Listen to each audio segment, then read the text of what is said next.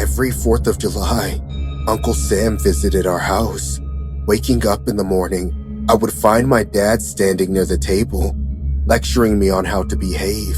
Now remember, I don't want you talking to him unless I'm around. You hear? Yes, Dad. I'm serious. Now tuck in your shirt. He's here. The front door swung open and there stood Uncle Sam, dressed unusually. Happy 4th of July!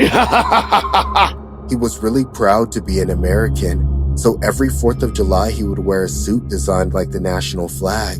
He would match that with his tall hat, which looked even more bizarre.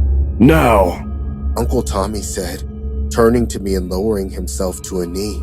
Where's my hug at? Been a while since I saw you last.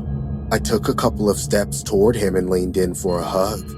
His tight embrace made me uncomfortable, and I let out a light whimper. Why do you always see you wearing full sleeves? He asked, tugging at my long sleeves. Well, they're my dad's favorite. Oh, you poor thing. He then turned towards my dad and said, Let the boy have some fun, Jack. Don't you remember how much fun you used to have when you were his age? I saw my dad's face turn red. He yelled at me. Don't you have some chores to finish up? I knew that was my cue to leave, so I shuffled off to my room. Slowly, the sun set and the house was set up with 4th of July decorations. I came out of my room when I saw my aunt's car pull up outside. A firecracker lit up the sky as I saw my cousins rushing into the house. We 3 hugged each other and were so excited. Uncle Sam was watching us with a creepy smile. You boys are so cute together. I wish I could just eat you all up. Boys, go play upstairs. We will call you when it's time. We all fled the scene hearing our aunt's voice. Every time Uncle Sam came, my dad and aunt's behavior just changed.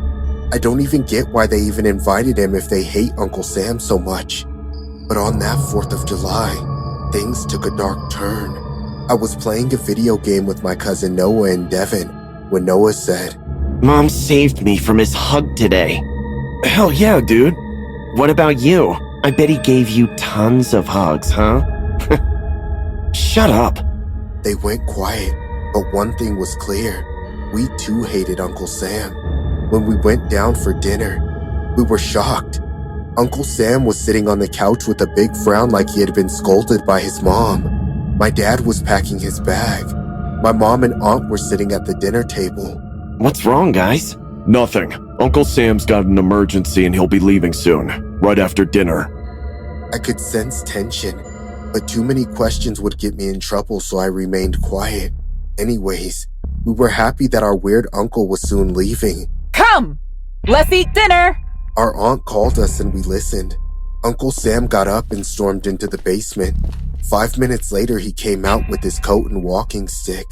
He snatched his suitcase from Dad and spoke to him in a grunting voice. You shouldn't have crossed me, Jack. You have to pay a big price for this one. My dad opened the door for him and slammed it hard once he left. He came to sit with us and took a deep breath. Finally, we can have dinner in peace. Rest of the night, things got better. They were all cheering and laughing again. Uncle Sam's exit gave us all a peculiar relief. My cousins slept in my room. I was on the bed and they brought their sleeping bags. I don't recall what time it was, but I heard a creak. I opened my eyes and saw my bedroom door slowly opening. Mom? Is that you? I got up on the bed, rubbing my sleepy eyes. Mom? No answer came. I called again. This time, I saw a head beginning to come out from the gap in the door. Who is that? Now there stood a tall man in my room. His eyes glowed in the dark. His sharp white teeth glazed, touching the moonlight. It came out from the dark shadows and said in a groggy voice, Can I have one last hug, Andrew? He didn't wait for me to reply and came running at me full speed. My scream woke everyone up and my cousins turned on the light. Once they saw Uncle Sam standing near my bed, they got scared too. Uncle Sam turned to leave knowing that he had messed up this time. But my dad blocked his way. He dragged Uncle Sam out of my room and my aunt locked the door from the outside. Just stay in! And don't scream. Be cool, boys. We're only going to call the cops. After that night, we never saw Uncle Sam again. The cops never came to our house asking anything about him. Years later, my dad died. My cousin and I met at his funeral. My aunt has died too by then. Devin then gave me a key saying my aunt wore this like a pendant till the day she died. They have checked everything and the key opens nothing in their house. So that's when I noticed my dad's initials on the key, and it hit me. Dad had a safe in his office. The key to the safe looked exactly like this one, but he said he had lost it and we never got to open that safe. Taking my cousin to my dad's old office, I twisted the key into the safe and it opened with a rusty click. As we opened the door of the safe, our blood froze. There were Uncle Sam's clothes, shoes, and hat wrapped up in plastic. Noah unfolded the clothes to check and ended up dropping them in fear. There were spritz of red dots all over Uncle Sam's belongings. Do you think our parents? Devin didn't let him finish and said, Let's burn these clothes. Now, move! We burnt them in our backyard. I don't know what happened to Uncle Sam and I don't want to know, but I sure believe parents can go to any extent to protect their children.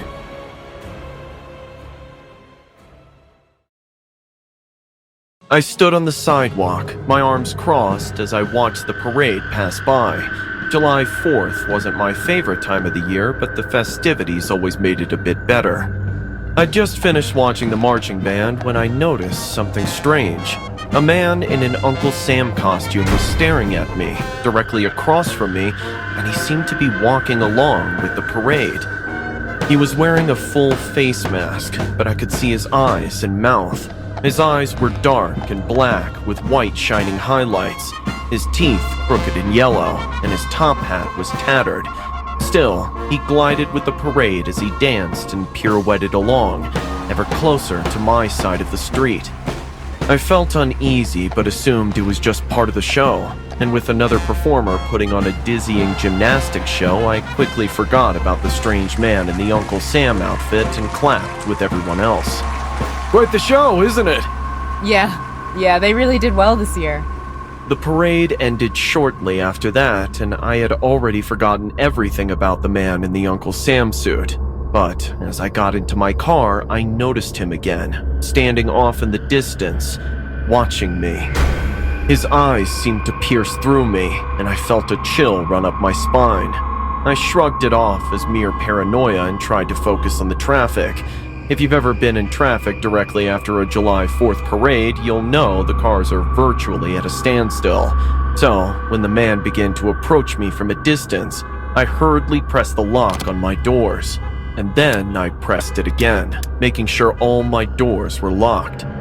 He was already at my window, tapping at it with a wild grin on his face. I nearly recoiled in disgust, but I managed to compose myself. Maybe he just wanted to ask for money for his performance. I rolled my window down a crack. Hey, baby, I saw you while performing. I was wondering if I could get your number. I couldn't pass up on a cutie like you. Yeah, sure, I guess. I know that was stupid of me, but I wasn't thinking at that moment. I figured I'd just give him my number and he'd leave me alone. Little did I know that this was a fatal mistake. I drove back home, my mind running a million miles an hour. I was busy with work and I didn't even remember that creepy performer. I'd figured he'd call or text me, I'd ignore his call, and that would be that. The funny thing about phone numbers that I learned afterward, though, is that they can be used to find your address. If someone has their number, all it takes is a reverse search and they can know everything about you. Lying in bed later that night, I was drifting off to sleep when I jolted awake. A loud crashing noise echoed through the house. I figured it was just my cat, but I hoped he hadn't spilled anything. Sighing, I climbed out of bed and walked down the long hallway toward the stairs. As I did, I felt a weird, empty pit in my stomach. I'm not sure why, but I felt like something was wrong. I got goosebumps and a feeling of dread set in. For some reason, I didn't want to see what was down those stairs. Still, I dismissed this feeling as nonsense and rounded the corner. As I did, my heart dropped. The man in the Uncle Sam costume was rummaging through my things, no longer wearing his strange outfit. Still, his black eyes and yellow teeth were unmistakable. Now that he was no longer wearing his mask, I could see his face. I couldn't help it. I let out a scream. His face was mutilated, covered in scars and cuts, his lips hanging off one side of his face. He fixed his gaze on me and started walking towards me, a menacing look in his eyes. Shouldn't have given me your number, baby. Shouldn't have done that. Get the hell away from me! What do you want? I want to know you, baby. I'll leave if you can tell me about yourself. Okay. What do you want to know? I didn't know what else to do. He was at the top of the stairs next to me now, and he loomed above me. His wild face was enough to make me want to rip away and run. But where would I go? Where could I hide from him? He stared into my eyes and asked me a million questions. He wanted to know where I worked, who my friends were, and what I liked to do. His questions became more intense and demanding. He wanted everything from me. Finally, he let out a guttural scream and lunged at me wildly. You're perfect! Perfect! I need you! I dodged to the side, but I felt his cold and sweaty grip on my arm. He tried to drag me towards an open window. No! I screamed, struggling against his grasp. Suddenly, the sound of sirens filled the air. I saw flashing red and blue lights from the window, and the man must have seen it too. He let go of my wrist, anger spreading over his face. You're betraying me? You need to love me! Help! Help me! I could hear footsteps outside now, and the man wildly grabbed me, holding me close to him desperately. I'll hurt her! Stay away! But before he could do anything, the police burst through the door and tackled him to the ground. After he was restrained, they asked me a few questions, and I told them everything. It turns out that after the parade, Robert Crimo, I learned his name when the police took him away, had actually been reported for suspicious behavior. The police had tracked him down using his phone, which he had been using to search for my number and other weird things. The police told me it was lucky that someone else had noticed how weird he was acting. If it wasn't for that, who knows what might have happened to me. After a few days, the police finally released me and allowed me to go back home. I've been more aware of my surroundings ever since then, and I'm always keeping an eye out for suspicious activity. The weirdest thing about Robert Crimo, however, wasn't his creepiness or even his behavior. The weirdest thing was that he seemed to think I was special or perfect in some way. To this day, I still don't understand what he saw in me. But according to the police, it could have been so much worse. According to documents they found on his phone, he had plans to commit atrocities at that parade, and the only thing that changed his mind was me. The 4th of July is a holiday that everyone enjoys. The kids are happy watching the fireworks, and the parents celebrate their independence as Americans. Everyone enjoys this holiday except me. I'm terrified of fireworks. My fear goes back to when I was a kid. It all started when Cody, my neighbor, tried to play a prank on me on the 4th of July. The then teenager stole his father's fireworks, and when he lit the first one, instead of aiming it at the sky, he aimed it at my face. His father saw it and ran to stop him, but it was too late. After that day, my life was ruined forever. Not only did I acquire an intense phobia of fireworks, but I also have scars that will stay with me for the rest of my life. But believe it or not, there was a night even worse than that. A night I almost lost much more than my face.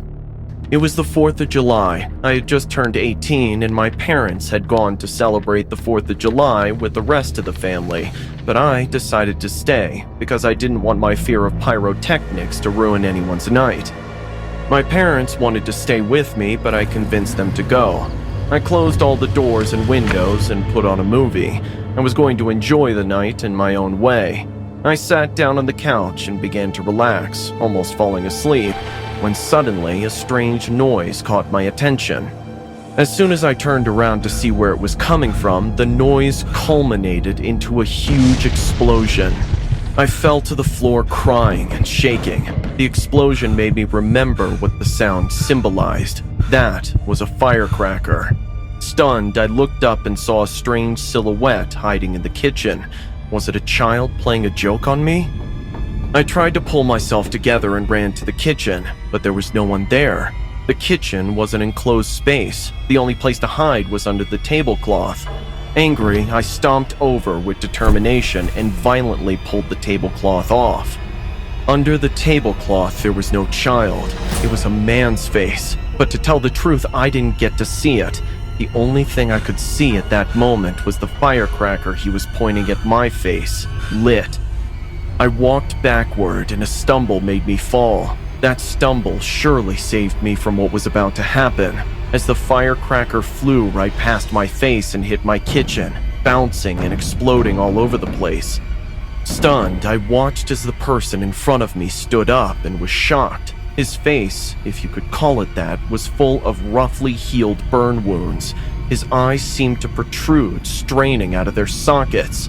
But what struck me the most was that he didn't have a single strand of facial hair. Who are you? What do you want from me? Don't you recognize me? I'm Cody, your old neighbor. I was speechless. This man was Cody, the person who burned my face. Since his father threw him out of the house that day, I never knew what happened to him. I heard he was in jail, but I didn't know the details. Cody? What are you doing here? You see, every 4th of July I think of you, how my life got better because of you, because I was lost. But now I've found my purpose. You see, I discovered that I love explosions, fire, pyrotechnics, and I recently found out that you're afraid of them. As a reward for opening my eyes, I'll take away your fear of pyrotechnics. You're crazy! I ran as fast as I could and hid in my bedroom closet. I could hear Cody approaching. His footsteps slowly pounded the wooden stairs of my house. They were getting closer and closer, step by step. Those noises reached my room. I closed my eyes as tight as I could and stopped breathing. I muffled any sign that I was trapped within a few feet of him. With any luck, he would leave and look for me in the bathroom. Suddenly, the footsteps stopped and a terrifying silence took over the room. I couldn't see what was going on outside, but I knew he was there. What was he doing? Why had he stopped? I heard a match flare to life in his hand, and that's when I realized why he had stopped. I covered my mouth and my ears. I knew what was about to happen. The explosions weren't long in coming. This was an explosive firecracker, and not in the shape of a flare, and my whole room shook from the explosion, the force echoing off the walls at a deafening volume. While this was happening, I could only cry. I watched through the holes in the closet as the curtain in my room caught fire and spread to my bed next to it. I wanted to run, to escape from the place right then, but I couldn't. When the blasting sound faded, I heard Cody's footsteps leave the room. I took a deep breath. I was safe. I opened my eyes calmly and calculated my escape route. The place was still on fire. But suddenly, I saw something peeking out of the closet door. It was a firecracker. He knew I was in here.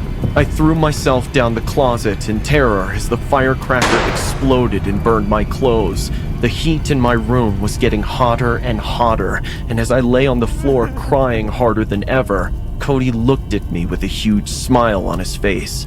Please, don't kill me! Kill you? And why would I do that? Don't you want to take revenge on me? Not at all. I told you I'm grateful to you. Grateful that thanks to that night, I learned about my love for this. The intense heat, the lights, the smell of boiling wax, the sweat. This is living. Then let me go and not help you learn to appreciate this blessing? What kind of good Samaritan would that make me? You will learn to love this, whether you want to or not. At that last moment, an energy I didn't know I had flooded my body, and without hesitation, I jumped out the open window and fell into my backyard. The impact was very strong, and my arm dislocated. But I looked up at the fireworks in the sky and realized I was alive. As all the neighbors were coming to my rescue, I looked up and there he was, Cody, watching me from the window with a huge smile on his face as my house burned to the ground. My parents arrived within minutes and took me to the hospital for some burns in my arm.